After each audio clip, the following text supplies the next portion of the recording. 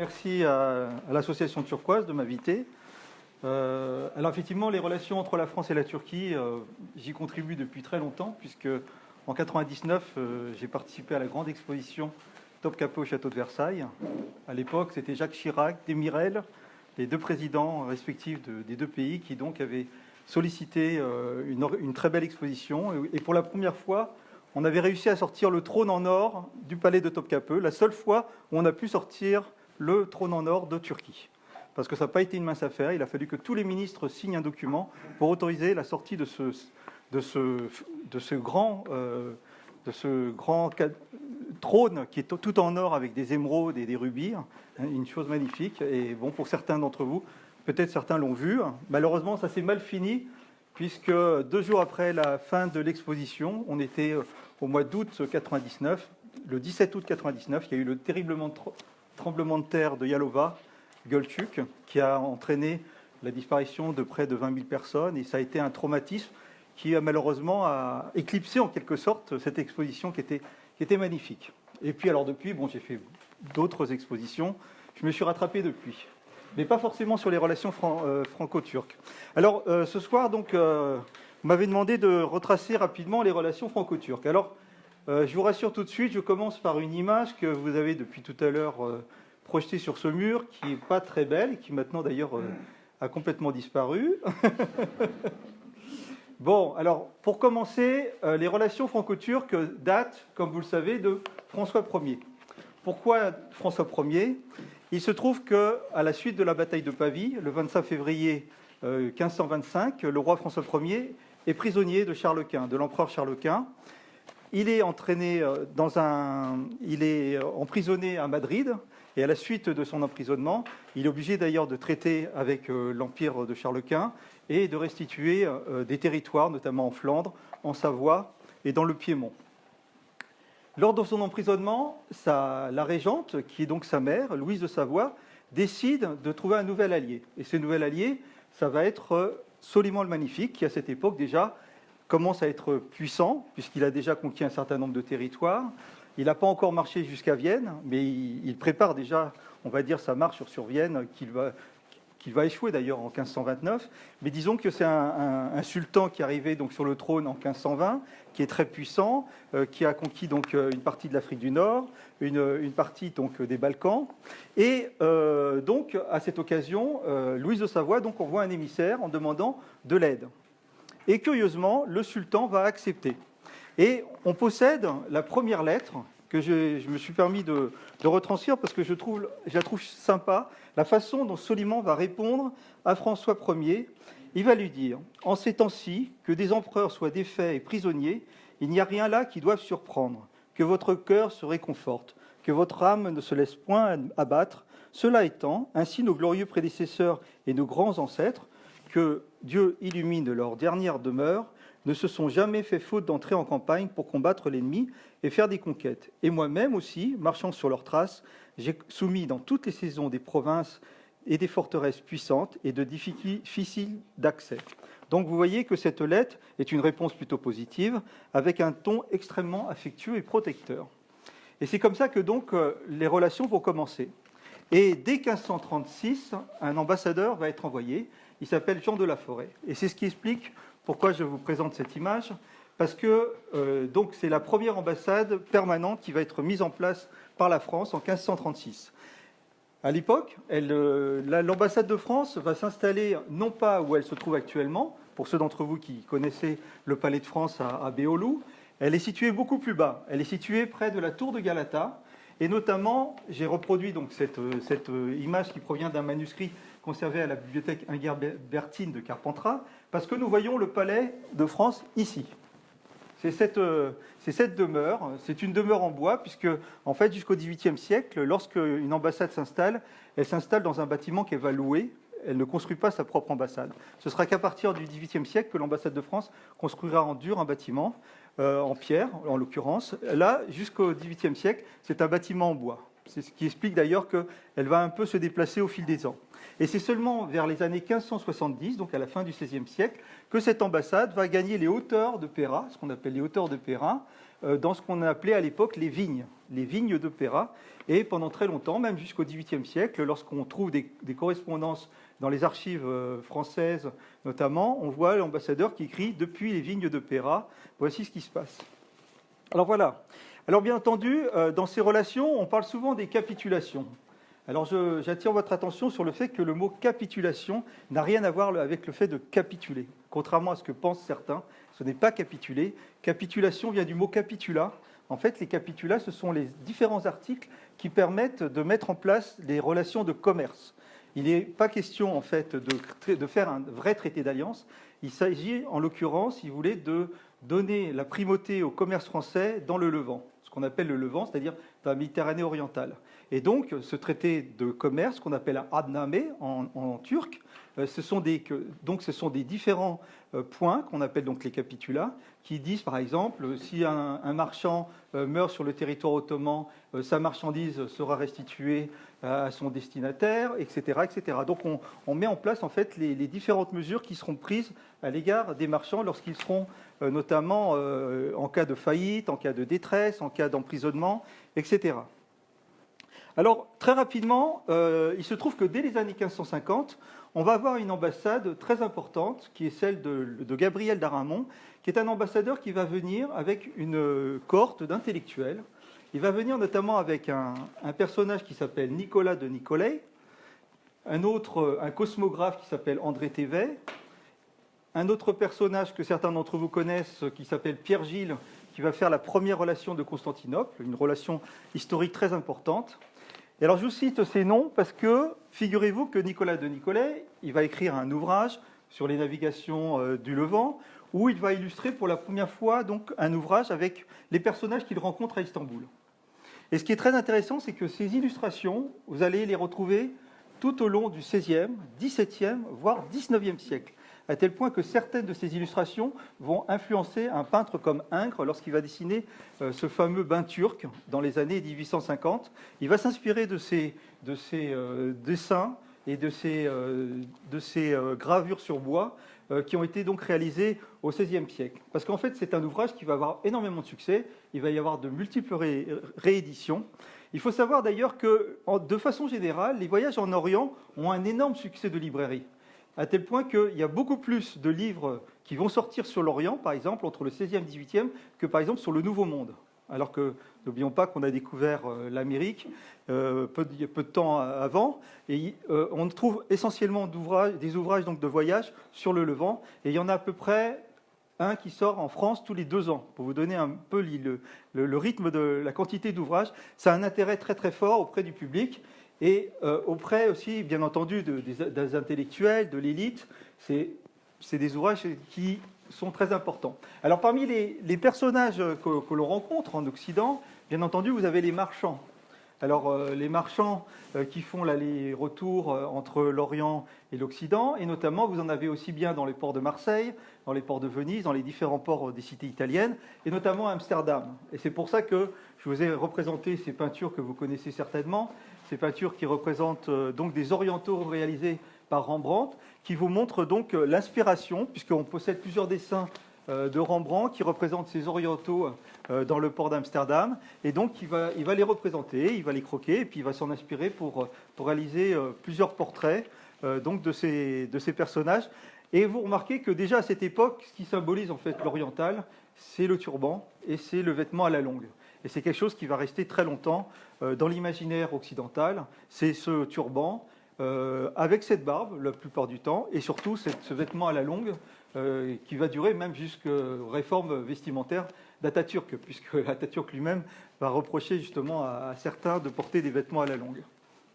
Alors, dans cet imaginaire dont j'ai cité les marchands, il y a bien entendu les prisonniers qui rapportent ce qu'ils ont vu, il y a aussi des émissaires diplomatiques, et vous avez aussi des espions. En l'occurrence, je vous représente ce personnage qui est un Anglais qui s'appelle Sir Robert Shirley. Donc c'est une peinture qui a été réalisée par Van Dyck, un grand peintre que vous connaissez du début du XVIIe siècle. Et je l'ai représenté parce que c'est un personnage qui va défrayer la chronique au début du XVIIe siècle, notamment par ses histoires d'espionnage. Il va essayer en fait de contrer l'Empire ottoman avec l'aide des Anglais en partant en Perse, auprès de la cour du roi de Perse. À l'époque, c'était le Shah Abbas, le roi de Safavides, et il va essayer de contrer l'Empire ottoman via la Perse. Bon, c'est un projet qui va absolument pas marcher. En tout cas, en rentrant dans ces terres anglaises, il va ramener une circassienne, que vous voyez sur la droite, et il va introduire cette mode orientale il va porter donc ce vêtement jusqu'à la fin de ses jours. Souvent, d'ailleurs, des voyageurs, quand ils reviennent d'Orient, continuent à porter ce vêtement oriental. Alors, en l'occurrence, celui-là, il est magnifique parce qu'il est à base de soie, de lampasse, de taffetas, bien entendu pour la pose vis-à-vis par le peintre lorsqu'il s'est présenté devant le peintre. Mais en l'occurrence, souvent, ces personnages portaient des habits à la longue lorsqu'ils rentraient en Occident. C'est ce qui explique d'ailleurs que certains, c'est comme ça qu'on serait né peut-être la robe de chambre. La fameuse robe de chambre qui va être notamment attribuée à Rousseau, à Jean-Jacques Rousseau, au XVIIIe siècle. Alors, cette mode orientale, elle est encouragée aussi par des écrivains. Alors, en France, les 3 écrivains qui seront les plus connus, surtout à la fin du XVIIe siècle, c'est Jean Thévenot, donc, que vous avez sur votre gauche, Jean Chardin au centre, et sur la droite, Jean-Baptiste Tavernier. Ce sont donc des auteurs qui rapportent des éléments très précis de leur séjour en Orient. Contrairement à certains auteurs, ils n'inventent pas, puisqu'ils ont été sur place.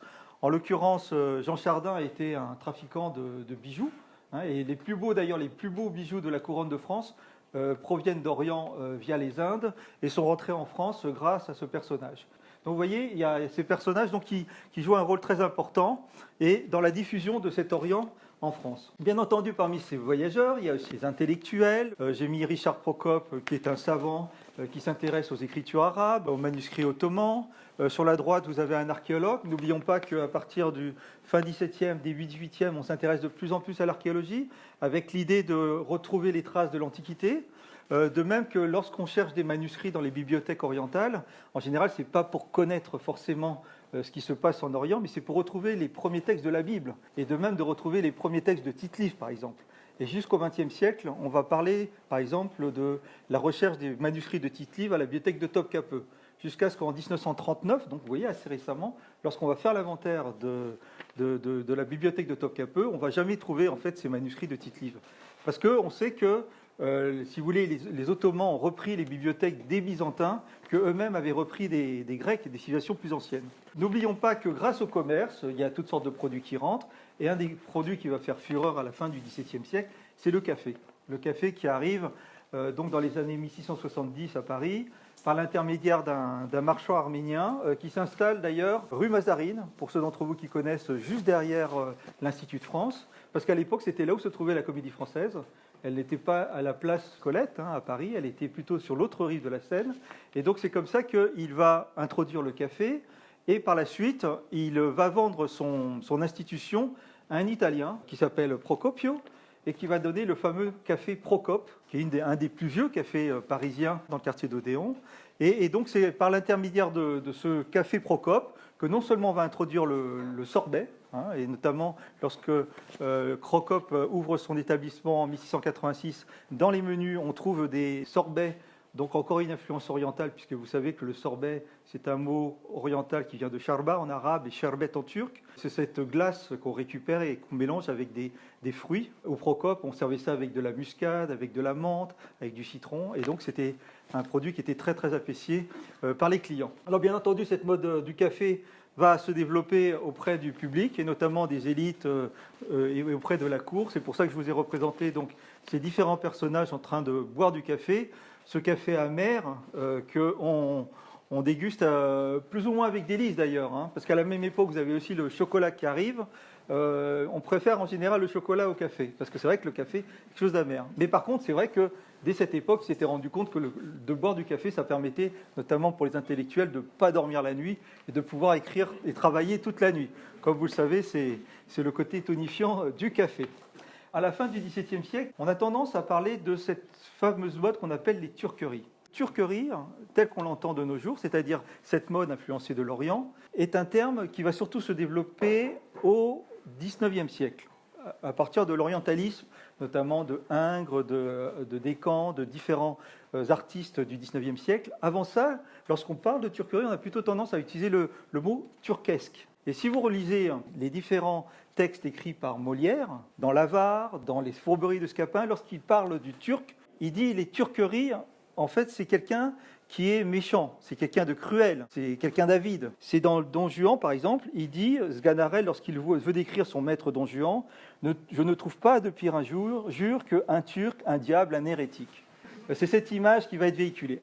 Bien entendu, à la fin du XVIIe siècle, là, il y a cet épisode très connu qui se déroule à la cour de Saint-Germain-en-Laye. Il se trouve qu'en 1669, vous avez des relations entre la France et la Turquie qui ne sont pas bonnes. Alors c'est vrai que je n'ai pas insisté trop sur les relations franco-turques. Elles étaient bonnes, on va dire, sous François Ier, ce qui explique que jusqu'aux années 1559, même après la mort de François Ier, par exemple, les escadres françaises et ottomanes vont faire plusieurs missions ensemble, 8 au total, au cours de l'hiver 1543, comme la flotte ottomane de Hayreddin Pacha, le fameux Barberousse, était trop loin des côtes turques, ils vont décider d'hiverner en France. En l'occurrence, ils vont hiverner dans la rade de Toulon. Mais bien entendu, on va demander à la population de Toulon de quitter la ville et on va laisser en place que les commerçants qui approvisionnaient la ville et donc qui aidaient les navigateurs ottomans qui étaient donc sur place pour hiverner. Et à ma connaissance, il n'y a eu qu'un seul problème, il y a eu un accrochage entre 2 soldats turcs et des paysans. On l'a su bien plus tard, mais surtout ce qui est extraordinaire, c'est que dans les années 1960, on a retrouvé, lors de travaux d'une route, on a retrouvé des casques de ces 2 Ottomans qui avaient été signalés dans les archives, qui avaient disparu dans la campagne, probablement enlevés par des paysans. Donc, vous voyez, à part cet incident, en général, ça s'est plutôt bien passé. Alors, après, les relations vont être fluctuantes, un peu comme de nos jours. Vous voyez, les relations n'ont jamais été faites d'amour et il y a toujours une distance. D'ailleurs, dans les termes ottomans, on ne parle pas vraiment, on emploie le terme dostluk, plutôt le terme amitié. Lorsqu'on qualifie ces rapports entre la Turquie et l'Empire ottoman, on ne parle pas vraiment d'alliance en tant que telle. On parle plutôt d'amitié qui va et vient. Alors c'est vrai qu'au XVIIe siècle, cette relation va être beaucoup plus tendue, notamment à cause de ce qu'on appelle l'affaire de Chypre, parce l'affaire de Crète, excusez-moi, l'affaire de Crète, notamment parce que la Crète va être conquise par les Ottomans. Il va y avoir une longue bataille entre 1645 et 1669. La Crète, à cette époque, était vénitienne, et donc les Français vont aider les Vénitiens contre les Turcs. Et effectivement, là, on voit qu'au début du règne de Louis XIV, on voit que les tensions sont très très fortes entre la France et la Turquie à cause justement de ces expéditions qui sont envoyées par la France pour aider les Vénitiens. Et puis de même qu'à la même époque, on envoie une expédition auprès des Autrichiens et ça va être eux qui vont contribuer notamment à la bataille du Saint-Gothard, que certains d'entre vous connaissent, une bataille qui a lieu en 1664 en Europe centrale, et donc là où effectivement il y a des armées françaises qui sont aux côtés des Autrichiens contre les Ottomans. Mais à la suite de ça, quand même, le roi de France décide de rappeler son ambassadeur, parce qu'il sent qu'il y a une tension très très forte avec la Turquie, et le sultan dit non, on va pas rappelez pas votre ambassadeur. Moi, par contre, je vais vous envoyer un ambassadeur. Et donc, il va envoyer un ambassadeur en France, un certain Soliman Ağa, qui, à l'origine, est un qu'on appelle un bostanjeux, c'est-à-dire un jardinier du palais ottoman. Il ne faut pas imaginer un vrai personnage qui travaille la terre. En fait, c'est un titre honorifique. C'est un peu comme à la cour de Versailles, lorsque vous êtes jardinier du roi, c'est un titre très très prestigieux. Et donc, il va prendre à ce moment-là le titre de Müteferrika. Müteferrika, c'est en fait en turc, ça veut dire le fourrier, c'est celui qui porte la fourrure. En tout cas, c'est un personnage qu'on va envoyer à la cour de France, avec l'idée donc de relancer cette amitié franco-turque. Le problème, c'est qu'il va arriver en France sans connaître les coutumes diplomatiques, parce que c'est la première fois en fait, que la Turquie envoie des diplomates à l'étranger. Jusqu'à présent, elle envoyait des émissaires, des envoyés spéciaux, mais pas d'ambassadeurs en titre. Et tout le problème va être sur le titre que porte ce personnage. Or, il ne porte pas le titre de Elchi, le titre d'ambassadeur. Et donc, ça va être un problème, c'est de savoir comment on va le recevoir. De même qu'à ce moment-là, la cour de France ne sait pas comment recevoir un oriental. Du coup, on va se plier en 4, on va chercher. Et il se trouve qu'à la cour de France, il y a un personnage très important qui s'appelle Laurent Darvieux, qui est un voyageur, commerçant, qui a voyagé en Tunisie, qui a voyagé en Turquie, qui connaît le protocole. Et il va leur dire, eh bien, écoutez, on va faire comme à Istanbul, c'est-à-dire qu'on va mettre des personnages de part et d'autre lorsqu'il arrivera à la cour, on va lui offrir le café, le sorbet et le parfum. Alors vous imaginez comment ils ont dû s'amuser pour trouver ces éléments-là. En tout cas, ils vont appliquer exactement le protocole. Et le problème, c'est que le jour où la réception se déroule au château de Saint-Germain-en-Laye, le personnage Solimana arrive devant le trône du roi de France, Louis XIV, et il embrasse le document qu'il porte, qui est une lettre de son souverain, il la met au front, et il s'incline devant le roi de France. Et il s'attend à ce que le roi de France se lève de son trône.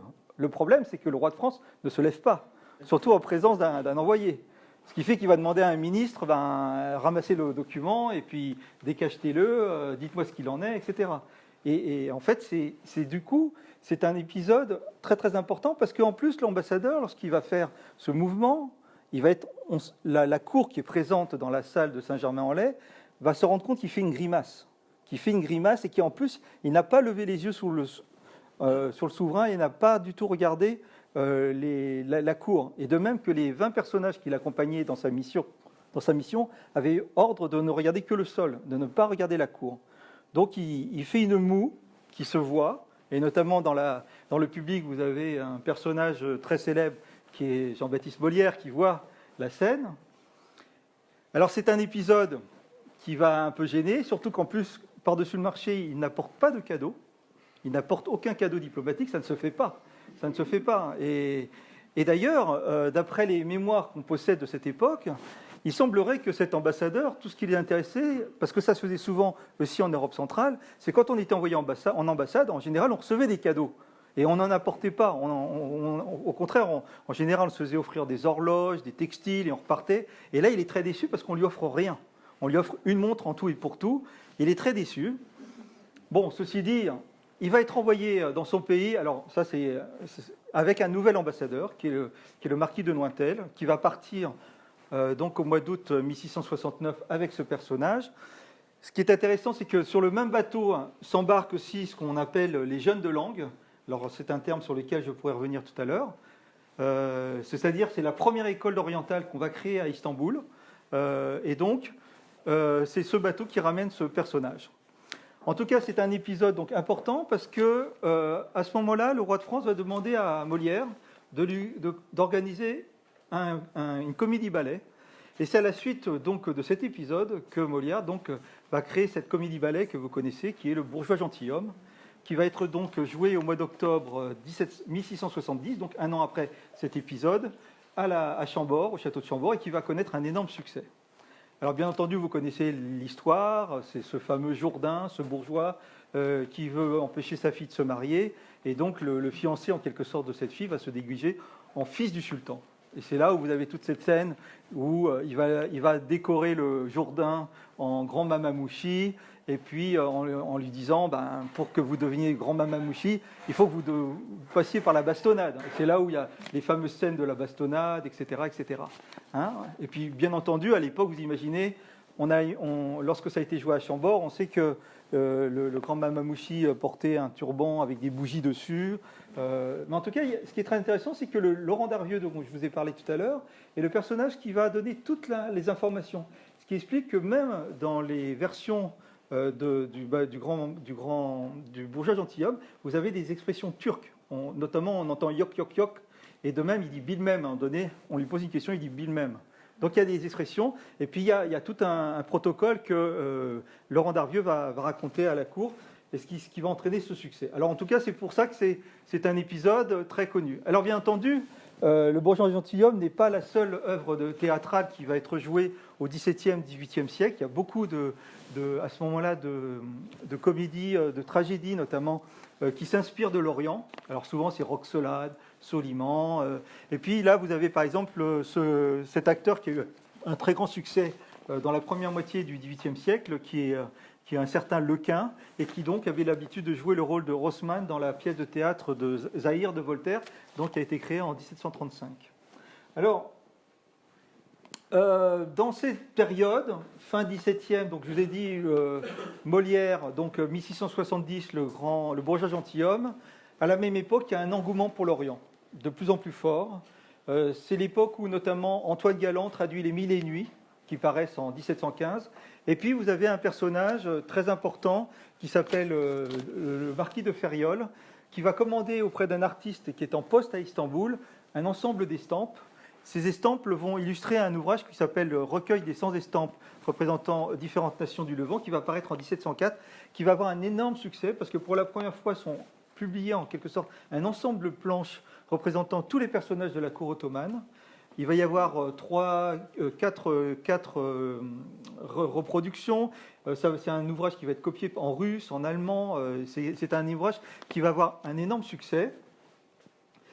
Et puis, à la même époque, peu de temps après, vous avez les premières ambassades. Alors jusqu'à présent, comme je vous l'ai montré à travers l'épisode de Soliman I, la Turquie n'avait pas l'habitude d'envoyer des ambassades permanentes ou des ambassades importantes.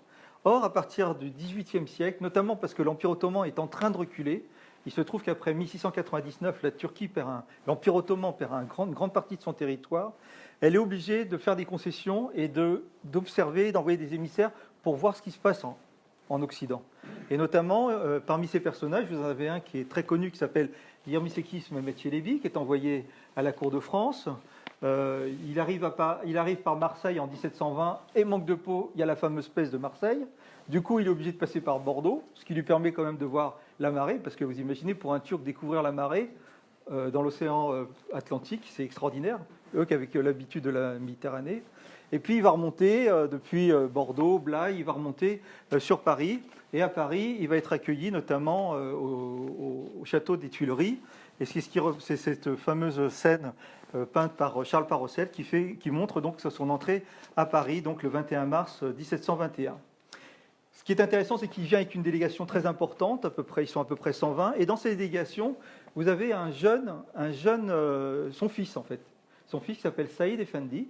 Saïd Effendi qui a 17 ans à peu près à l'époque, qui va apprendre le français, qui va courir les femmes, bien entendu, parce que bien entendu, à cette époque, de voir autant de femmes dans les rues, parce que en Orient, les femmes, comme ils disent, elles sont cachées, on les voit très peu, alors qu'à Paris, au contraire, elles sont tout le temps dans les rues, les gens ont une déférence à l'égard des femmes, elles changent tout le temps de vêtements 3-4 fois par jour. Il est impressionné par ces modes qu'on n'imagine pas. Hein. Et d'ailleurs, si vous lisez les lettres persanes de Montesquieu, les lettres persanes de Montesquieu, ce sont deux personnages qui racontent leur séjour en Orient et en Occident à Paris et qui envoient des lettres à leurs amis en Orient. Et ils racontent un peu, il se met dans la peau d'un oriental qui arrive à Paris et qui raconte justement tout ce qu'il voit de ces femmes qui passent leur temps à se poudrer, à se changer, et puis ces hommes qui ont ces perruques et qui se mettent de la poudre sur leurs perruques. Bon, vous imaginez le contraire. Hein.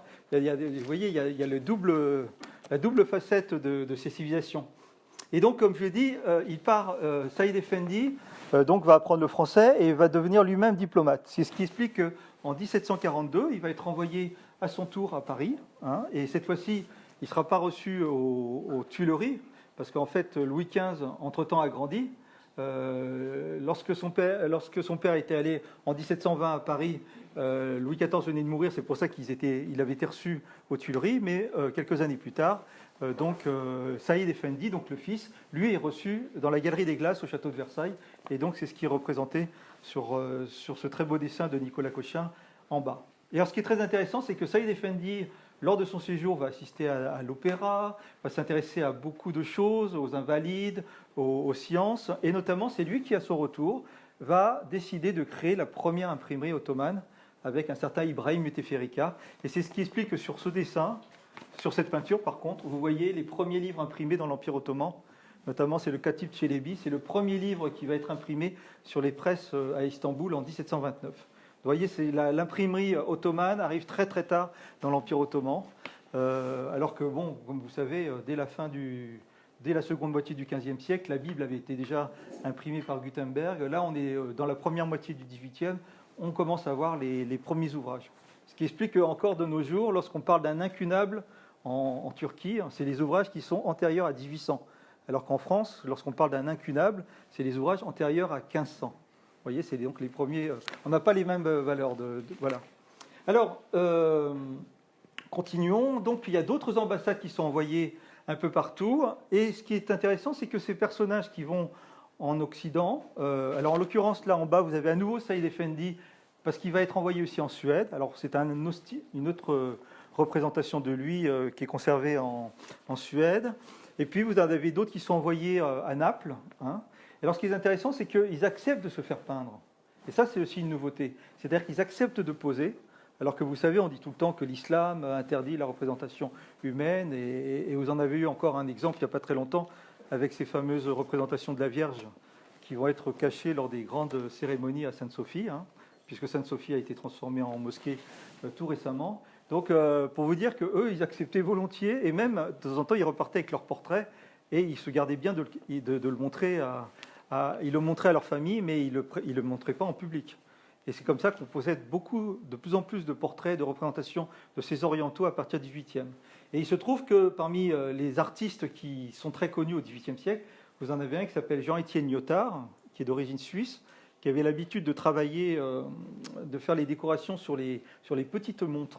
Et vous savez, la Suisse, quand vous êtes en Suisse, ce qui fait le bonheur de la Suisse en dehors des banques, c'est les montres et le chocolat.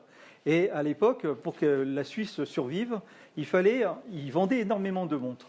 Et donc on envoyait des marchands de montres suisses à la cour ottomane, parce que non seulement ils vendaient sur place en fonction de la demande, et ils décoraient selon les demandes qui leur étaient faites, et en plus, ils réparaient les horloges dans les sérails et dans les différents palais qui se trouvaient à Istanbul.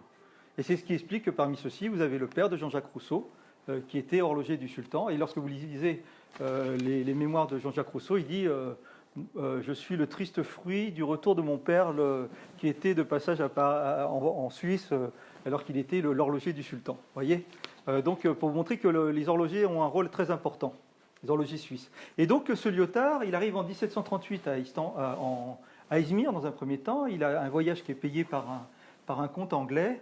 Et dès qu'il va arriver, il va être fasciné par les vêtements orientaux et il va s'empresser de peindre les locaux. Le problème, c'est que c'est très difficile de demander à des gens de poser. Donc, il va demander aux Occidentaux en poste à Izmir, notamment à Smyrne, de poser pour lui. Et donc, en plus, moyennant argent, parce qu'effectivement, il avait besoin de gagner de l'argent. C'est ce qui explique que les personnages que vous voyez ici ont été peints probablement tous en Turquie, mais pour des Occidentaux. Et en l'occurrence, ce qui est intéressant, c'est que là, vous avez le consul d'Angleterre, qui s'appelle Monsieur Lévette, et ici, vous avez une jeune fille qui s'appelle Mademoiselle Glavany, et ce n'est autre que la descendance, l'ancêtre de notre ancien ministre Glavany, que certains d'entre vous se souviennent peut-être, parce que ça remonte déjà à quelques années, ce ministère ministre de l'Agriculture, je crois.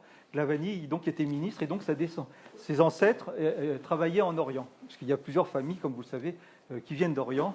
Et donc, vous voyez que quand on sait reproduire par un artiste, on en profitait pour mettre un peu tout ce qui était oriental. Alors là, il y a un coffret, il y a un brûle-parfum. Alors là, vous avez un coffret, un écritoire, vous avez un brûle-parfum. Non, c'est plutôt un aspersoir de parfum. Là, vous avez un brûle-parfum, et puis on mettait les instruments, et puis le fameux tchoubouk, la pipe longue pour fumer. Et puis, alors, on en profitait aussi pour mettre des très très beaux vêtements, bien entendu, pour poser. Alors, bien entendu, ce phénomène va toucher lorsque Lyotard, donc il arrive en 1738, il va rester jusqu'en 1741 à peu près. En fait, il voulait se marier sur place, mais la mère de la mariée a refusé. Du coup, il était tellement furieux qu'il va partir à la cour de Marie-Thérèse d'Autriche. Il va travailler longtemps à la cour de Marie-Thérèse d'Autriche. C'est ce qui explique qu'il a reproduit Marie-Thérèse d'Autriche habillée à la turque lors d'un petit carnaval ou un mardi gras. Hein. Et puis alors, il va réaliser plusieurs portraits de personnages orientaux, notamment Lord Ponsonby, celui qui lui a permis d'aller en Orient. C'est ce personnage, ce comte anglais qui donc lui avait commandé des aquarelles et des pastels, surtout des pastels et des gouaches. C'est lui donc qui est représenté en oriental. Et bien entendu, cette mode orientale va influencer d'autres artistes en Occident, que ce soit pas seulement en France, hein, en Italie et autres.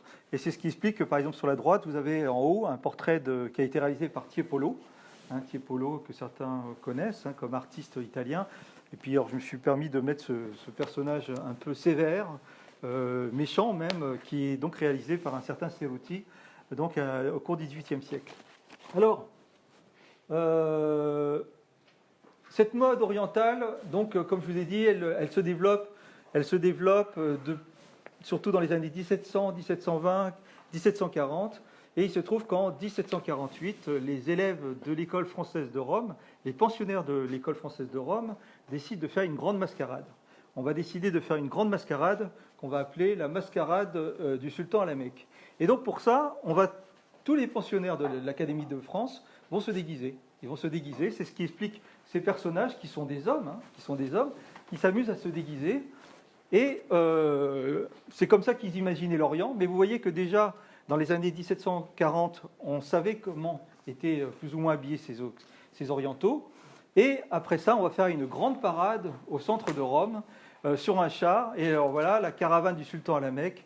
Donc voilà, cette mascarade qui est organisée en 1748 et qui a eu un énorme succès. Et quelques années plus tard, ils vont faire la même chose avec la caravane du Siam. Pour dire qu'en fait, tous les pays occidentaux exotiques étaient passés en revue par les pensionnaires. En tout cas, c'est vrai que ça va avoir un énorme succès, ça va contribuer à développer ce côté très oriental, à tel point que même Joseph-Marie Ville, qui est un des pensionnaires de l'école, va représenter son copain, qui était un architecte, l'architecte Barthélemy Michel Azon, en grand moufti, sur son cheval. Vous voyez, donc tout ça, on s'amusait bien, comme dans toutes les académies et dans toutes les écoles, les universités, on s'amuse bien. Et donc, en l'occurrence, les turqueries s'y prêtent très bien. Alors pour finir, je voulais finir pour vous montrer qu'est-ce qui fait la beauté en fait de cet art. En fait, ce qui a fasciné les Occidentaux, mais déjà à l'époque, bien avant les conquêtes ottomanes, c'est-à-dire si on remonte aux croisades, ce qui a fasciné les croisés, c'était les textiles. C'est vrai que les textiles ont toujours fasciné, les textiles de soie. La soie était surtout produite en Perse, et cette soie va être développée dans l'Empire ottoman, surtout à partir du XVIe siècle sous Soliman le Magnifique, parce qu'à ce moment-là, il y a des conflits entre l'Empire ottoman et la Perse, ce qui fait que les caravanes de soie n'arrivent plus. C'est ce qui explique que le mûrier va être planté dans la plaine de Boursa, et que si vous allez à Boursa encore de nos jours, maintenant, il y a encore des mûriers, parce qu'on va élever le ver à soie, et on va donc développer la culture, ce qu'on appelle la sériciculture, et on va réaliser des très beaux textiles. Et donc ces textiles, effectivement, c'est quelque chose qui va fasciner les Occidentaux, parce que pendant très longtemps, ils ne vont pas être capables d'avoir cette qualité de textile. C'est ce qui explique d'ailleurs que beaucoup de textiles aussi portent encore des noms orientaux. Quand vous dites la mousseline, ça vient de Mossoul. Quand vous dites le taffetas, c'est le bruit que fait le taf, taf, taf. Vous voyez, c'est des bruits orientaux qu'on a transposés parce qu'on ne savait pas trop comment les désigner. Et alors, pour finir, donc, je voulais vous montrer Madame de Vergennes, qui est donc la femme de l'ambassadeur de France de Vergennes, qui va devenir le ministre de Louis XVI, qui donc, Vergennes était ambassadeur pendant très longtemps à Constantinople, et sa femme et lui-même se sont déguisés en turcs, justement pour garder un souvenir de leur passage à Istanbul. Donc tableau qui est maintenant conservé d'ailleurs au musée de Pera, qui est revenu en Turquie en quelque sorte, puisque c'est le musée de Pera d'Istanbul qui le possède. Et à droite, vous avez une représentation donc, de cette femme par Jean-Baptiste Greuze qui vous montre encore ce côté oriental et cette beauté des textiles, si vous voulez, avec ces ceintures aussi. Vous avez remarqué ces ceintures qui maintenant valent plusieurs milliers d'euros dans les salles de vente, puisque c'est souvent des ceintures en argent avec du corail, avec toutes sortes de pierres précieuses. Et donc, c'est des ceintures qui scellent le corps de la femme. Alors, bien entendu, c'est des vêtements qu'on ne portait qu'à l'intérieur. Parce que malheureusement, quand les femmes sortaient dans les rues à Istanbul, notamment, elles mettaient un grand manteau et on ne voyait rien. C'est ce qui agaçait beaucoup les peintres qui se rendaient en Orient avec l'espoir de pouvoir croquer ces dames. Et souvent, ils étaient obligés, finalement, soit d'aller voir des occidentales, soit d'aller voir des grecs ou des arméniennes, et de les déguiser en quelque sorte en turc, parce qu'on n'avait pas de représentation fidèle de musulmanes et de pachas, disons, qui allaient ouvrir leur harem pour qu'un peintre vienne les représenter. Et donc, pour finir complètement, voilà, je voulais vous finir avec cette petite fantaisie, pour vous montrer un peu ce qui a fasciné justement l'Occident, c'est ces textiles, vous voyez ces textiles, ces tentes, parce que c'est vrai que toutes les campagnes ottomanes étaient faites avec un déplacement d'une sorte de ville, de tente qui se déplaçaient à travers les territoires ennemis. Et puis donc, vous avez ce côté très riche de la culture orientale qui a fasciné les artistes. Alors j'aurais voulu finir en musique, mais c'était un peu compliqué de mettre. J'aurais voulu mettre peut-être la marche turque, ou surtout la musique de Lully, parce que ce que j'ai oublié de préciser tout à l'heure, c'est que le bourgeois gentilhomme a été joué par Molière et sa troupe au château de Chambord, Lully est le grand organisateur de la musique. Et vous avez là cette fameuse marche turque de Lully, qui est très connue, et que je ne sais pas si on pourra l'écouter à l'occasion, mais qui donc fait partie de cet imaginaire oriental, donc véhiculé donc en Occident. Voilà, je vous remercie.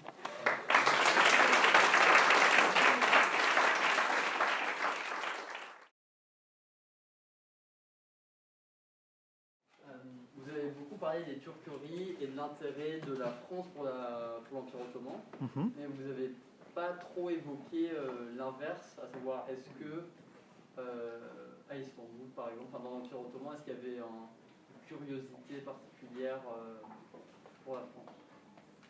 Alors bon, c'est un débat qui a beaucoup agité, on va dire, le milieu universitaire, notamment à la suite d'un ouvrage qui était paru dans les années 80 de Bernard Lewis, qui s'appelait « Comment l'islam a découvert l'Europe ».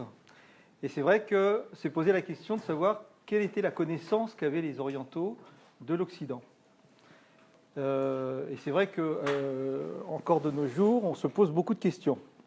Alors certains d'entre vous ont peut-être assisté aux conférences de mon collègue Ethem Eldem au Collège de France, par exemple, qui vous montre, par exemple, à partir d'une carte des États-Unis, de l'Amérique fin 18e, qui est transcrite en turc, on voit qu'ils n'ont rien compris au sens des mots. Alors on se demande à quoi finalement sert la carte. Et on a beaucoup d'interrogations parfois. Alors c'est vrai que tout à l'heure, quand j'ai mentionné ces fameuses ambassades qui vont en Occident, à partir donc, surtout à la fin 17e, début 18e, donc il y a ces ambassades qui partent, qui vont constituer des rapports. On leur demande de faire des rapports qu'on appelle des sefaratnamés, c'est-à-dire des rapports de voyage en quelque sorte, où ils doivent raconter ce qu'ils ont vu. Alors il y en a un qui est très célèbre, qui a été publié par Gilles Weinstein il y a quelques années aux éditions François Maspero, qui s'appelle Le paradis des infidèles, qui est le manuscrit justement de Yermisekis Mehmet Çelebi lorsqu'il vient en France en 1720-1721.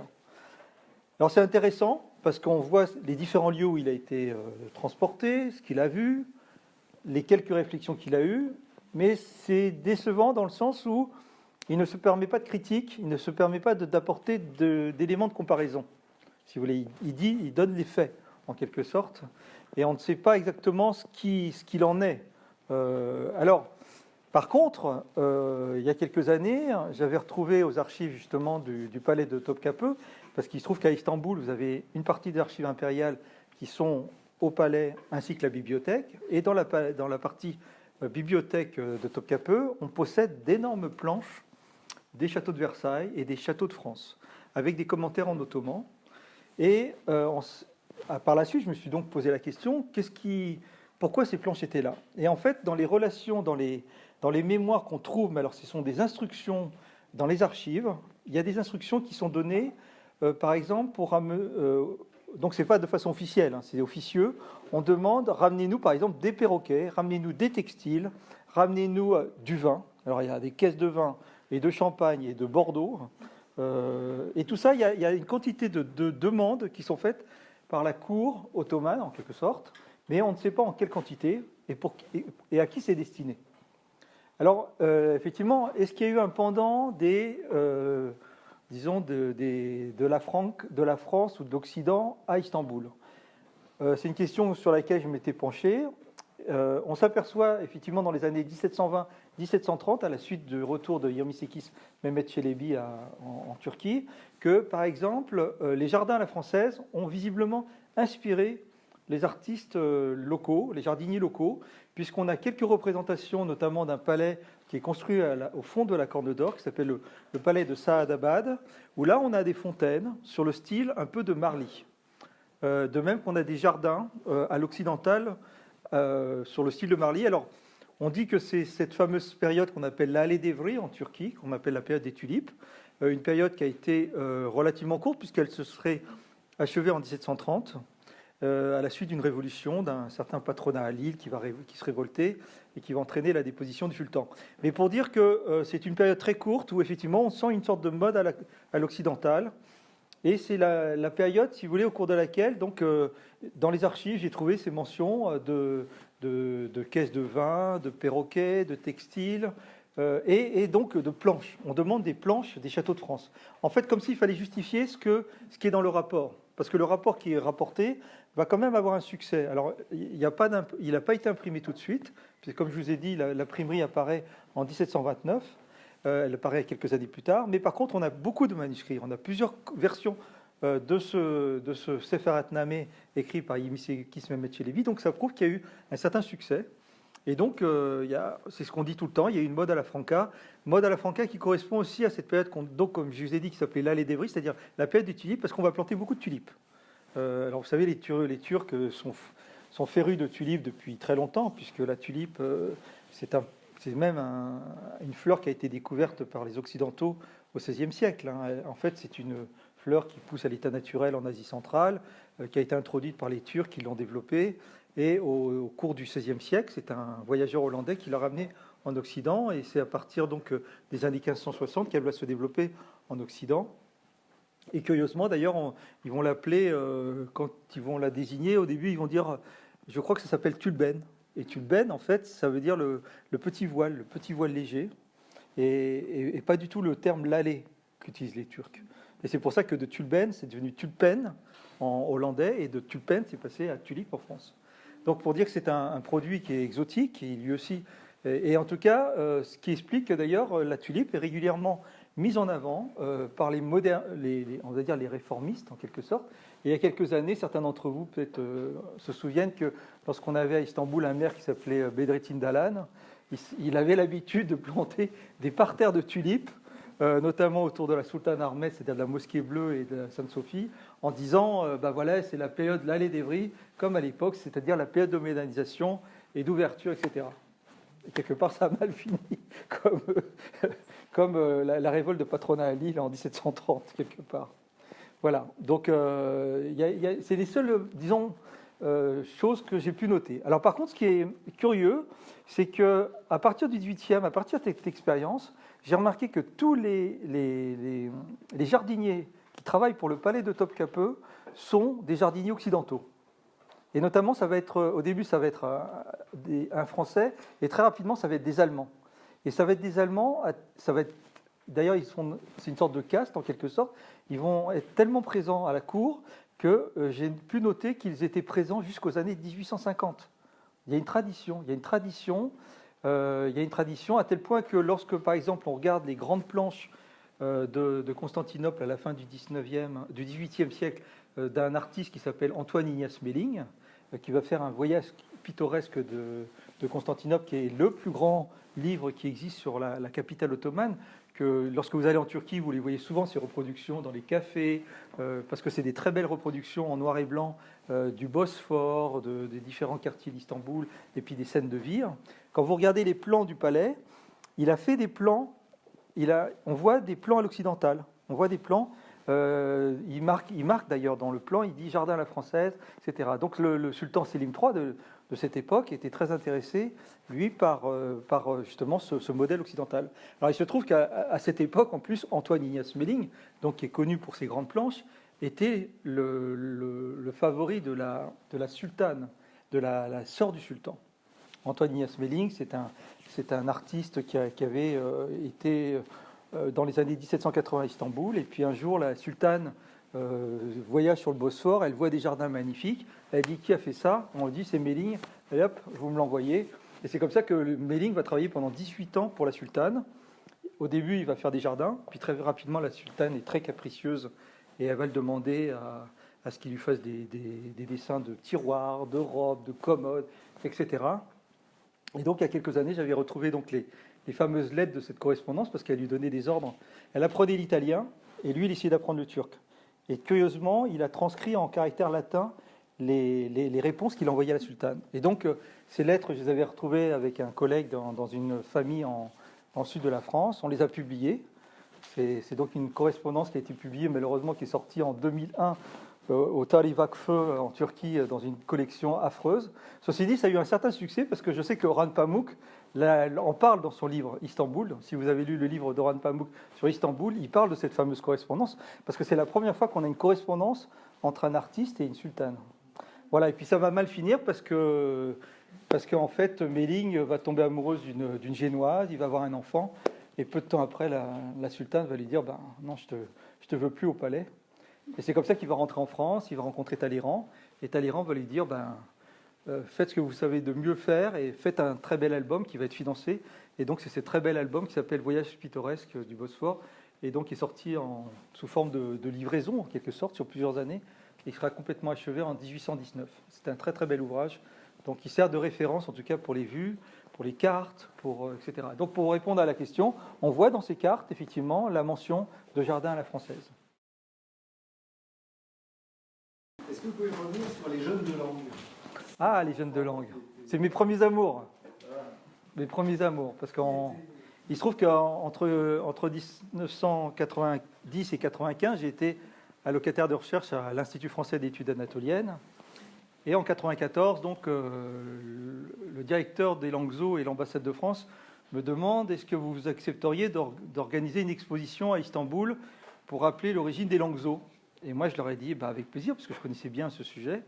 Et donc, c'est comme ça qu'en 1995, on a organisé une exposition à Istanbul, au Palais de France, parce que le but, c'était pour la première fois d'ouvrir le Palais de France aux Turcs. Donc, d'organiser une exposition. Alors, le thème, c'était de raconter justement l'origine de cette école orientale, qui est donc l'ancêtre des langues zo, parce que les langues zo vont être créées au moment de la Révolution française en 1795.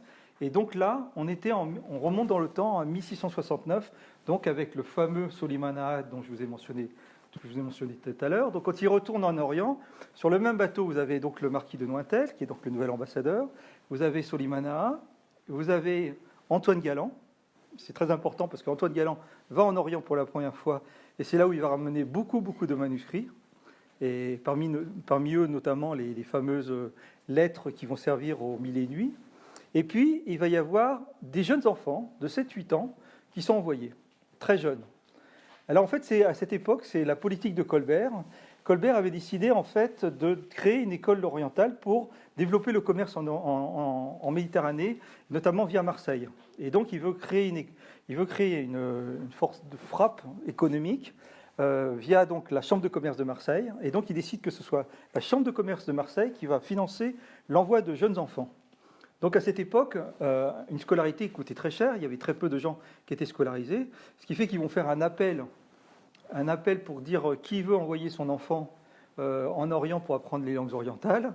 Autant dire que à Versailles, parce qu'il y a énormément de placets qui sont conservés dans les archives, il y a énormément de petites gens qui travaillaient au château de Versailles qui veulent envoyer leurs enfants. Donc on envoie une première série d'enfants de 7-8 ans à Istanbul, comme ça, qui partent. Et le but, c'est donc, ils sont logés à côté du Palais de France, en fait, dans ce qui est maintenant l'école Pierre Loti. C'était là où étaient les Capucins à l'époque. Et les Capucins ont la responsabilité de leur assurer le gîte et le couvert. Et des cours étaient donnés par un professeur de langue orientale qui venait de l'extérieur et qui venait dans la classe leur donner des cours. Voilà, comme ça. Sauf que c'est une école qui va au début marcher plus ou moins bien, parce que les enfants, ils ont 7-8 ans, vous imaginez, ils sont trop jeunes. Il y a même des histoires, parce que certains avaient tendance à picoler dans les méhanés du quartier, et pour ne pas se faire attraper, ils allaient s'enfuir voir le juge, c'est-à-dire le cade local, pour se convertir à l'islam. C'est une façon pour eux de ne pas se faire engueuler, ce qui fait que quelques années plus tard, on va décider de modifier le système et de former les enfants plutôt à Paris. Et c'est comme ça qu'on va créer cette école au lycée Louis-le-Grand, à Paris. Et actuellement, si vous allez au lycée Louis-le-Grand, il y a encore un département qui s'appelle le département des Arméniens, parce qu'au début, c'était des enfants de commerçants, mais très rapidement, les places vont être squattées par des enfants issus des familles arméniennes d'Istanbul. Et en plus, comme ils arrivaient souvent avec des costumes un peu orientaux, on avait l'habitude d'appeler ces jeunes les petits Arméniens. alors qu'ils n'étaient pas tous arméniens. Hein. En tout cas, ils vont, donc à partir des années 1700, on réforme le système, on décide d'abord de les former à Paris, et quand ils ont 15 ans, de les envoyer en Orient pour apprendre davantage la langue. Et c'est comme ça que ça va continuer. Et donc le système des jeunes de langue, donc dans l'exposition que j'avais organisée à Istanbul, on appelait ça Dil Olan Lare, c'est-à-dire les jeunes de langue. Ça vient du terme italien lingua franca. Non, ça s'appelait les lingua. Bon, en tout cas, ils avaient un nom italien. Ça vient de l'italien, parce que l'italien avait mis le même système en place. Mais ça permettait, si vous voulez, d'avoir donc des jeunes formés aux langues orientales qui pouvaient après aider des consuls ou des ambassades pour faire développer le commerce. Parce que aussi à la même époque, on se méfie de plus en plus des recrutements locaux. Parce que jusqu'à la création de cette école, souvent, on employait des interprètes arméniens, grecs, mais qui étaient sujets du sultan. Donc on pouvait se méfier de ce qu'ils allaient transcrire, sans compter qu'avec le temps, la diplomatie devient de plus en plus compliquée. Il faut connaître la géographie, il faut connaître les termes juridiques, il faut être capable de transcrire des notes de plus en plus compliquées. Donc c'est pour ça qu'il fallait absolument former bien ses élèves.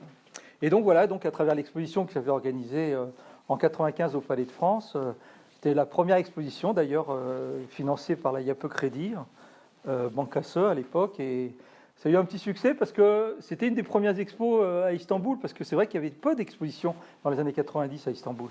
Après, bon, c'est vrai que dans les années 2000, ça a complètement explosé. D'ailleurs, c'était très amusant parce que la première fois qu'on a décidé d'organiser l'exposition, on ne savait pas comment faire. Du coup, on a sollicité 4-5 architectes.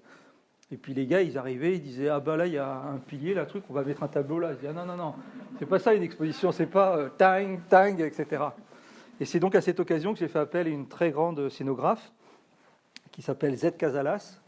Z Casalas, qui est devenue après, parce qu'elle était jeune à cette époque, et qui va devenir celle qui va restaurer le mémorial de Caen, qui va faire le musée basque de Bayonne, qui va faire énormément d'expositions. C'est un nom très connu du milieu de la scénographie. Voilà, et donc qui avait fait effectivement quelque chose de magnifique au sein du Palais de France. Elle avait imaginé une sorte de rythme assez impressionnant, et c'était une très belle, un très beau souvenir en tout cas. Et donc c'était comme ça qu'on avait marqué donc le 200e anniversaire des Langues-O. Et alors du coup, c'est vrai que les enfants de langue, c'est le terme que vous retrouvez si vous avez l'occasion de lire le livre Rouge Brésil de Jean-Christophe Ruffin. Il en parle de ces jeunes de langue, parce qu'effectivement, avec le Nouveau Monde, avec le Brésil, il y a aussi cette idée de ramener des sauvageons, comme on les appelait, à Paris pour les former. Alors ça, c'est dans le sens inverse, vous voyez. Mais parce que, voilà, c'était, en tout cas, on a conservé ce terme enfant de langue, qui est un beau terme d'ailleurs, je trouve. Ma question est sur l'intervention francophone dans l'Empire ottoman, en fait, parce que on sait que le sultanat a envoyé des étudiants en France pour un peu afin d'emporter l'âge de science, etc. Mais quel est l'intérêt de France d'ouvrir des écoles francophones à l'Empire ottoman, à l'Empire ottoman? Ah, vous parlez au XVIIe, XVIIIe, quand les... Ouais, ça, c'est les capucins, les missionnaires, les lazaristes, c'est surtout des missionnaires à la base. À l'époque, l'enseignement était fourni essentiellement par les écoles religieuses, et donc c'est vrai que les écoles missionnaires vont développer tout un système de réseau d'écoles. C'est pour ça qu'actuellement encore, elles portent encore le nom de Saint-Joseph, Saint-Michel, etc. Elles conservent ce nom, même si elles sont laïques, parce que la République française, en 1905, vous savez, la séparation de l'Église et de l'État, mais à la base, c'était des écoles effectivement tenues par des religieux. Mais l'idée était aussi d'enseigner le français, mais c'était aussi l'idée de garder un peu dans le droit chemin les communautés chrétiennes qu'on considérait qui étaient perdues en Orient. Parce que vous savez, c'est très compliqué. Encore maintenant, si vous demandez à un Français, vous savez combien il y a de communautés orientales chrétiennes en Orient? C'est dément quand on parle. Moi, je vois sur la façade de la mairie du 6e arrondissement, aider les chrétiens d'Orient, etc. Parfois, je me dis, mais vous savez combien il y a de communautés? Moi, j'ai calculé, il y en a 28. 28 communautés chrétiennes d'Orient. C'est considérable. Alors, on connaît en général les Maronites au Liban, on connaît les Assyro-Chaldéens, on connaît les Syriaques, mais qu'on appelle Soriani en Turquie, mais après, à côté de ça, il y a plein de communautés, et que les gens n'ont pas imaginent pas. Alors après, elles ont des rites différents, elles ont des rites différents, elles ont des liturgies différentes, parce que souvent il y a des liturgies en arménien, des liturgies en syriaque, des liturgies en grec ancien, en grec, etc. C'est très très compliqué les chrétiens d'Orient. Je veux dire. Et donc l'idée, si vous voulez, en créant ces écoles, c'était de rassembler en quelque sorte ces chrétiens d'Orient qu'on considérait comme dispersés, avec l'idée de les mettre dans le droit chemin. Parce que c'est vrai que je n'ai pas insisté sur cet aspect, mais les relations entre l'Empire ottoman et la France, elles sont importantes parce que la France est le pays le premier dans la hiérarchie diplomatique en Turquie. Jusqu'au 19e, c'est le premier pays. Alors que dans le reste de l'Europe, c'était l'Empire de Charles Quint qui était le premier pays. Il n'y a que dans l'Empire ottoman où la France est la première nation. Et en plus, elle se dit, depuis le XVIe siècle, défenseur des catholiques, des chrétiens d'Orient. Et notamment, on a cette fameuse lettre de François Ier à Soliman le Magnifique, où il dit vous avez grosso modo transformé le Mont Sion en couvent derviche, ou je ne sais plus comment il dit ça, et est-ce qu'il ne serait pas possible que vous le restituiez à la France pour que ça redevienne une église chrétienne? Et le sultan dit, c'est Soliman qui dit, il dit on ne revient pas en arrière sur des décisions qui ont été actées, etc. Donc il y a cette volonté aussi de la part de la France de protéger les chrétiens d'Orient, encore comme on le voit maintenant avec ce qui s'est passé à Beyrouth récemment. Je veux dire, c'est le reflet de cette diplomatie qu'on a depuis le XVIe siècle. Parce que comme par hasard, au Liban, excusez-moi, mais le Liban a été frappé, c'est la zone chrétienne qui a été frappée. La question que je me suis posée, c'est si l'accident qui s'est produit dans le port s'était produit dans le quartier chiite de Beyrouth, est-ce que la France serait intervenue aussi vite? Je ne suis pas sûr. Vous voyez, et c'est d'ailleurs tout le problème actuellement, vous savez, du gouvernement actuel, puisque en fait, les chiites, en fait, la Constitution veut que le président soit toujours un chrétien, le Premier ministre toujours un sunnite, etc. Et donc là où le bas blesse actuellement, c'est que les chiites demandent beaucoup, ils demandent notamment le portefeuille de ministre des Finances. Et c'est là où ça passe pas actuellement. C'est pour ça que c'est très très compliqué. Vous voyez? Bon, je rentre un peu dans la géopolitique actuelle, mais bon, je ne veux pas non plus trop insister, mais pour vous dire que ces histoires anciennes, elles se perpétuent, quelque part. On voit qu'on a une curiosité mutuelle depuis très longtemps entre la France et la Turquie. Comment est-ce que cet héritage-là, parce qu'aujourd'hui quand on fait référence au passé ottoman de la Turquie, enfin là en ce moment en particulier, c'est pour dire que ça réactive une certaine agressivité, enfin, etc. Dans quoi est-ce qu'on peut puiser comme héritage un peu positif pour nourrir la relation, qui ne soit pas la référence justement à des rivalités impériales, mais on voit qu'on a pu avoir des coopérations. En l'occurrence, la France n'est pas directement en conflit. Elle est en conflit via des pays tiers, que ce soit la Libye, la Grèce ou l'Azerbaïdjan. C'est des pays tiers. La France n'est pas. L'avantage de la France, c'est qu'elle est loin de la Turquie. On n'a pas des frontières communes. C'est ce qui explique d'ailleurs qu'on peut se permettre quelque part des critiques plus faciles quand on est très loin que si on était frontalier. Ça aurait été différent si on avait une frontière commune avec la Turquie, comme ça a été le cas à une époque d'ailleurs, après le traité de Campo Formio de 1795, où les troupes de Bonaparte étaient proches de la frontière ottomane. Mais on est assez loin. On est assez loin, vous voyez. Alors après, pour revenir à votre question, c'est vrai que le passé, vous savez, l'histoire ottomane, en fait, elle est très manipulée ces dernières années en Turquie. Elle est très manipulée par le pouvoir, elle est très manipulée par les médias, par les téléfilms, par ce côté merveilleux, comme si tout allait bien à l'époque ottomane. Cette idée que à l'époque ottomane, c'était la Pax Ottomanica, tout le pays était. C'est une fausse idée en fait. C'est une idée un peu mythique. Parce qu'il ne faut pas imaginer l'Empire ottoman. Vous imaginez entre le XVIe et jusqu'à la Première Guerre mondiale comme un pays où tout allait bien, où toutes les communautés s'entendaient bien. C'était loin d'être le cas. Mais et du coup, c'est vrai que on n'a pas je vois pas de lien en fait direct, si vous voulez, qui pourrait. Parce que là maintenant on est dans la géopolitique, on n'est plus dans ce passé, dans si ce n'est ces relations mutuelles, si vous voulez, de coopération, parce que pendant des années on a eu quand même une coopération très forte, que ce soit à travers Galatasaray au 19e, que ce soit même dans les années 50, on parlait français, il y avait beaucoup d'artistes, d'intellectuels qui passaient par Paris, etc. C'est vrai que maintenant, je ne sais pas, au niveau diplomatique, ce qu'il en est, c'est très différent. Parce que maintenant, on est malheureusement dans une géostratégie mondiale, hein, et puis avec des enjeux qui sont liés notamment aux réserves. Et ça, c'est le problème des années à venir, c'est-à-dire les réserves, les ressources en gaz, les ressources en pétrole, et les ressources, bien, dans quelques années, ça va être les ressources en eau.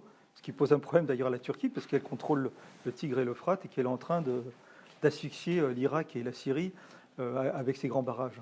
Mais pour dire que c'est ces enjeux-là maintenant, de nos jours. Et c'est vrai que si la France intervient en Libye, intervient auprès des Grecs, et même quelque part l'Azerbaïdjan, c'est à cause des réserves pétrolières. Hein. Vous savez que tous les pipelines maintenant qui sortent de Russie ou qui sortent d'Asie centrale passent par la Turquie pratiquement. Ouais, ils arrivent à Ceylan, au terminal de Ceylan, ou bien ils traversent l'Anatolie, et maintenant c'est la Turquie qui a tous les robinets quelque part, qui pourra nous les fermer. Pendant des années, ça a été la Russie, on voulait contourner la Russie, et maintenant c'est la Turquie qui a tous les robinets. Alors on se dit, par où on va passer maintenant? Non, c'est vrai, c'est une question que je me pose. Et c'est pour ça que la Libye, peut-être, nous intéresse avec l'Algérie, parce que, effectivement, si la Turquie est demain... Vous savez, les pipelines, à cause de ce qui s'est passé en 2009, par exemple, en Ukraine, tous les pipelines qui traversaient l'Ukraine ont été détournés. Hein. Parce que, justement, on ne veut plus... voilà, la Russie, elle veut exporter son gaz, et elle ne veut plus passer par l'Ukraine. Bon, après, je ne vais pas faire un cours de géostratégie. Non, mais c'est pour dire que c'est important, les réserves. Actuellement, c'est ça l'enjeu des années à venir, c'est l'enjeu énergétique. C'est un réel problème, et vous en avez conscience. On en parle de plus en plus. En fait, en Bosnie, il y a beaucoup de familles. Dans le nom de famille, c'est Bostanci. Bon, nous, on dit Bostanci. Ouais. Ça se dit Bostanci. Je voulais savoir s'il y avait un rapport entre... parce que je sais qu'il y a beaucoup de jeunes bosniaques qui étaient pris pendant l'Empire ottoman pour servir dans les Le fameux défirmé et les troupes ottomanes. C'est ça. Et je voulais savoir, par rapport à ce terme de jardinier, est-ce qu'il y avait des familles bosniaques qui... Je ne sais pas, je me pose cette question par rapport à la Lettonie. En fait, c'est vrai que vous faites référence à ce qu'on appelle le devshirme. Alors, pour ceux d'entre vous qui ne connaissent pas, le devshirme, ça consistait à cueillir, comme on disait, ramasser des enfants dans les Balkans. Voilà, on cueillait des enfants dans les Balkans et on extrayait les meilleurs, en quelque sorte, pour en faire soit des janissaires, soit des pages qui allaient travailler pour le sultan et qui allaient parfois devenir grand vizir. Voilà, en résumé, c'est ça.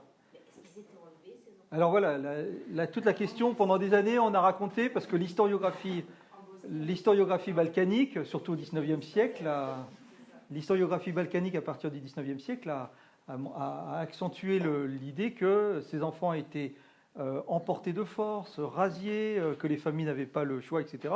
Or, maintenant, les archives ottomanes sont ouvertes, on a les registres de recensement, on sait comment ça se passait. C'est-à-dire que quand, en fait, certaines années, il y avait besoin de recruter des jeunes, on envoyait un responsable janissaire qui arrivait avec un comptable, et là, on réunissait les familles, les enfants des familles.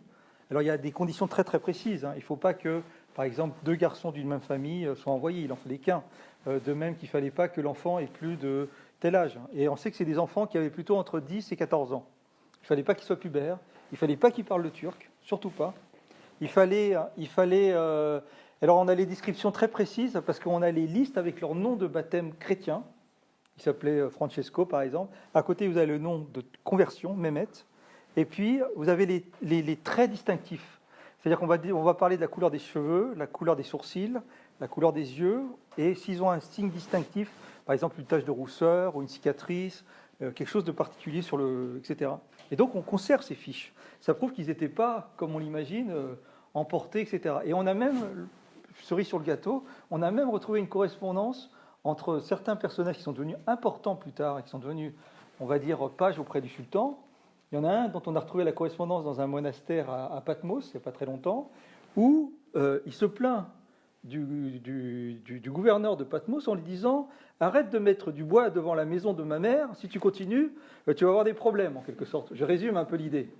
Donc ça veut dire que sa mère avait dû envoyer des lettres à la cour ottomane et lui, il répondait directement aux responsables. Donc vous voyez, par contre, c'est vrai que au XIXe siècle, au moment du recul de l'Empire ottoman dans les Balkans, qui s'est fait dans la douleur, que ce soit en Serbie, en Bosnie, dans toutes ces régions, si vous voulez, des Balkans, c'est vrai que du coup va naître une historiographie qui va montrer qu'en fait, ces enfants étaient arrachés de force, persécutés, etc. Après, ça a été, etc., complètement changé. Et puis, ça fait partie du nationalisme. Il fallait, un pays neuf comme la Bulgarie, il fallait créer un nouveau nationalisme. Il fallait absolument se détacher de l'Empire ottoman. Il fallait montrer que c'est comme ça qu'on allait sortir. Alors, c'est ce qui explique que certains de ces janissaires, lorsqu'ils devenaient importants, ils devenaient... alors, en général, il y avait deux catégories. Les plus costauds devenaient janissaires. Les autres étaient envoyés au palais. Et curieusement, au palais, ils pouvaient travailler pendant des années. On appelle ça les icholan, les enfants de l'intérieur. Ils faisaient toutes sortes de boulots ingrats, transport du bois, transport de l'eau, entretien des cuisines, parce que les cuisines, il fallait nourrir 3000 personnes par jour, vous imaginez. Ils faisaient des travaux ingrats. Et puis un jour, de temps en temps, ils pouvaient passer janissaires. D'ailleurs, c'est marrant parce qu'il y a l'expression ortaya chokmak, c'est-à-dire qu'ils sortaient du rang et ils pouvaient devenir janissaires, mais certains à un âge très avancé. Et on ne sait pas à quel moment ils apprenaient les armes. Mais par contre, au sein même du palais, il y avait différents grades, et un des grades les plus importants, effectivement, c'était Bostanjeu. Alors le Bostanjeu, ce n'est pas le jardinier en chef, c'est celui qui contrôle en fait les jardins, en quelque sorte, mais des différents palais du sultan qui se trouvent sur le Bosphore, ou qui se trouvent sur la côte asiatique, ou sur la côte européenne. Et le sultan, il se trouve qu'il avait des territoires assez importants. Vous imaginez, il n'avait pas qu'un petit bout de terrain. Et donc, ça demandait un entretien, des milices qui surveillaient en permanence ces corps. Et donc, c'est quelque chose de très prestigieux. Être Bostanjeu du sultan, c'est quelque chose de très prestigieux. Et donc, ça ne m'étonne pas, si vous voulez, qu'il y ait des familles originaires d'Orient. Tout à l'heure, quand je vous ai parlé de Soliman Ağa, par exemple, Soliman Ağa, c'est un enfant du Devshirme. C'est un enfant du Devshirme, de ce ramassage, ce qui explique qu'il est devenu Bostanjeu et après Mutefirika. Hein, et et d'après les descriptions qu'on a, il avait plutôt le teint basané. Il n'était pas du tout blond, yeux bleus, c'était plutôt un type très basané, avec une grosse barbe très épaisse, qui faisait peur d'ailleurs, etc. On a des descriptions du personnage, et lui-même ne savait pas de quelle origine il était, parce qu'on lui a posé la question lors de son séjour à Paris, il ne savait pas.